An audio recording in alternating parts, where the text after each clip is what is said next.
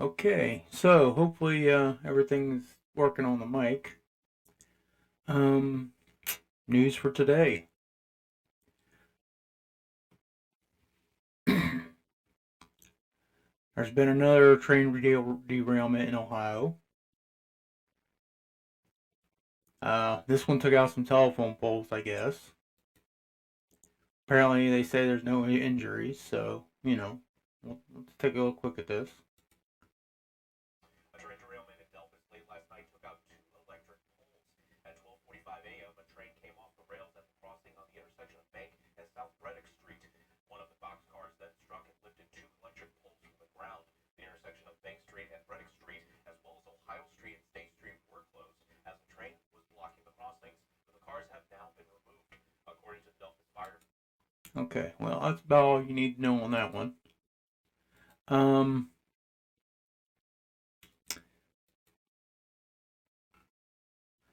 Yeah, there's some this and that about with Booty Judge.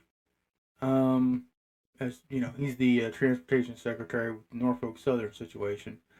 The Norfolk Southern situation up in Palestine is not going to be resolved anytime soon. That's all there is to it. They're looking at the situation that they're looking at, in my opinion. This is strictly my opinion. I'll go into that and then I'll go into the Booty Judge issue. What's happening up in Palestine? That area is just going to have to be cleared out. Okay, all area that was contaminated is going to need to be cleared out. The top probably 20 feet of dirt of everything that 20 or 30 feet of dirt of everything where all the chemicals are going to need to be stripped away, removed, put somewhere, and then it's all going to have to be probably radiation or microbial treated. They'll probably have to bring in microbes to eat up all the chemicals that are in the soil. And then maybe in another 30 years, 30, 40 years, it'll be usable. That's assuming that we do it the way that we've been doing this sort of thing for the past 50 or 60 years. That's the situation that's going to happen there. Okay, as far as all the pollution that's going into the water and where they were stupid enough to burn it off, there's not too much else that can be done. They can unleash microbes into the water and try to sort it out, but in general, it's pollution that, in all honesty, it could have been avoided. And at this point, I'm beginning to wonder if maybe this wasn't a planned attack. If this wasn't a planned chemical attack on the U.S. or on Ohio in general. I mean, there's some conspiracy theories floating around, but let's face it, conspiracy theory and fact are 6 months apart at this point in history. As a whole, the whole rail system in general, and there's an article going here into, where the rail workers themselves saying, hey, these issues have happened, for a while. It's just now taking light that because of this, that there's been problems. They've had problems with. Back at the end of last year, they were having problems with the rail unions, and Biden pulled his crap and said, oh well, they can just run roughshod over you, run roughshod over the employees, and employees were already in a bad stake situation. Okay, because their union and everything really wasn't doing its job, in my opinion. Unions nowadays have become more of a liability than an asset.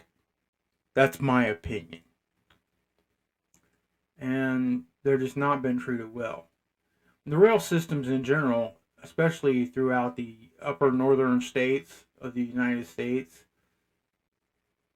are frankly, have needed overhaul for several years, for like at least 25 to 30 years that I'm aware of. And I'm in Marion, Ohio, okay? And this is a town that it's a rail town. There's a lot of Ohio places in Ohio that are rail towns. I mean, years back in the 40s and 50s, we actually had rail transportation from one county to another, and so on and so forth. Something we don't have now. Now we mainly have freight rails. I think there's one rail car that comes through now like once twice a year. That's actually an actual transportation train, and we have no actual city to city, state to state transportation train. And that's mainly because, the rails in the United States in general are, well, they're crap. The rail system needs to be redone. Either that or another technology needs to be brought in to replace it. And at this point, it's not going to be trucks, because they can't take no better care of the roads here.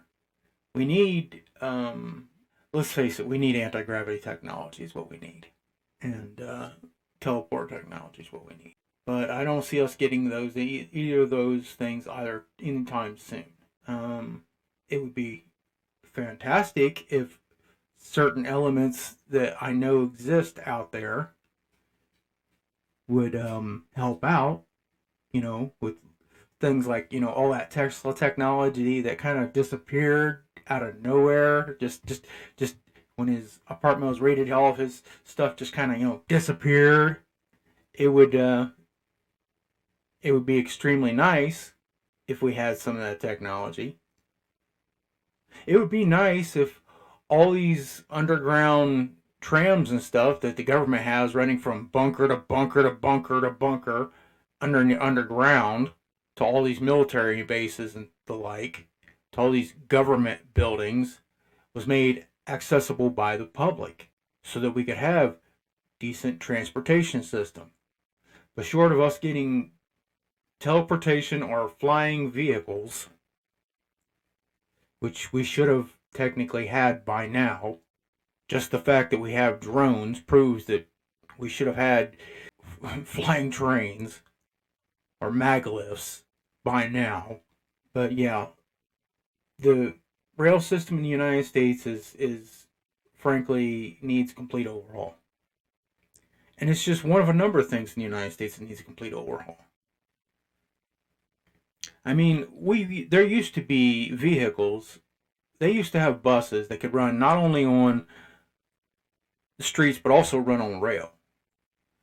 They also at one time had buses that ran on basically counterweights and coil spring type deal.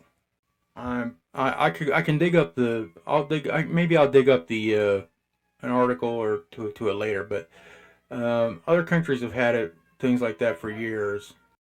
Anyway, back to what I was saying. The fact is that in most cases there are other technologies that are available that could be used for transportation, but I'm going to focus mainly right now on transportation because of what's happening with the train situation. There are technologies that were previously used. They were considered, somewhat experimental at the time, but they were just as sound as anything else. But we do have a dependence on oil in everywhere in this world right at the moment. And everybody, when they try to go to something different that is technically better, they'll say, "Oh, well, you can't do that because it's not, this is not efficient enough for this, that, and the other, and blah, blah, blah, blah, blah." No, okay. First off, I don't believe that filling a bunch of cars up with lithium batteries that allows them to explode is a good idea. Okay? I think that is not such a hot shot. I personally, I have seen hydrogen engines. I've seen them run. There are other technologies. There have been other technologies around for years. And what people aren't thinking about, and especially with nowadays, it's we got to go to lithium ion batteries and this and that and the other. I'm like, well, first off, there's other better technologies being developed every day. Are we going to come to something better? Maybe. Here's something someone ain't a lot of people aren't thinking about, and it's something it's like a nail in my butt every time I sit down and think. First off, newer isn't necessarily always better. Now, years back they had like trolley tram systems, and they ran off of uh, third rail. Sometimes, in New York places, they run off of a third rail that's electrified. Well, trolleys ran off of power lines that were in the air. There are buses in some countries that have a similar system that the batteries store up, and when they stop at certain areas, they recharge. If we're going to do something that's electric, we need something like that so that we're not going to bog down the buses and the trains and stuff with overweighted batteries. Unfortunately, we don't have access to something like like some Stargate subdimensional pocket or something that we could just throw a nuclear bomb in there and then use that as a battery. Now, to my knowledge, at one time there was actually a nuclear powered car. Is that the solution? I don't know. I can't say. I think right now that our best option, right, is to allow people to convert gasoline into something like propane or hydrogen. I think hydrogen is actually the solution, in all honesty, for the short term. The long term, if we ever break away, are allowed to break away from Earth and find better technologies out there, which I'm sure they're out there, then, we'll have better solutions. But right now, I think that the best alternative, in all honesty, is not electric. Oil, currently as it stands. I would much rather see us go on something that's a little more renewable. Hydrogen can be renewed fairly easy. They have the E86, which is basically just grain alcohol mixed with oil. Now, that's a decent idea. I like the idea. You can run motors on grain alcohol. The problem is, in the United States, they're using the wrong kind of base in order to actually produce a sufficient amount of alcohol to do the job. They're relying on corn, and worst of all, GMO corn, which, in my opinion, is a bad idea. A very bad idea.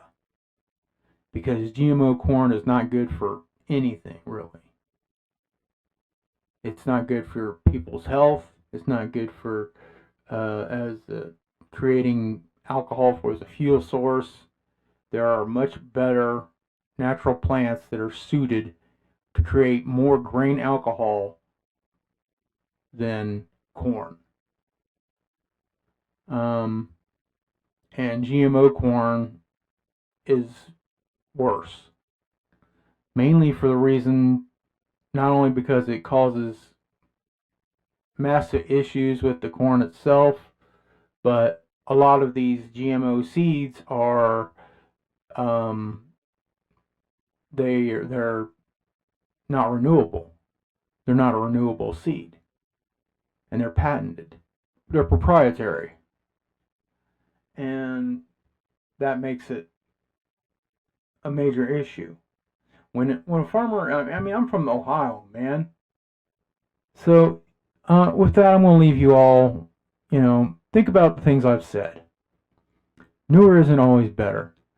More garbage in your appliances and in your cars isn't necessarily a good thing. There are all alternatives out there. You could be using propane. You could be using hydrogen. There are other gases that you could be using, or even alcohol, that aren't very pollutive, wouldn't require, extra converters and all this other stuff, and would even run cleaner in engines, and it wouldn't require all these extra trash to be added onto your motor, added into your car. So, that being said, I'm going to let it go for today and say that's all, folks. You take it easy, and I'll see you next video.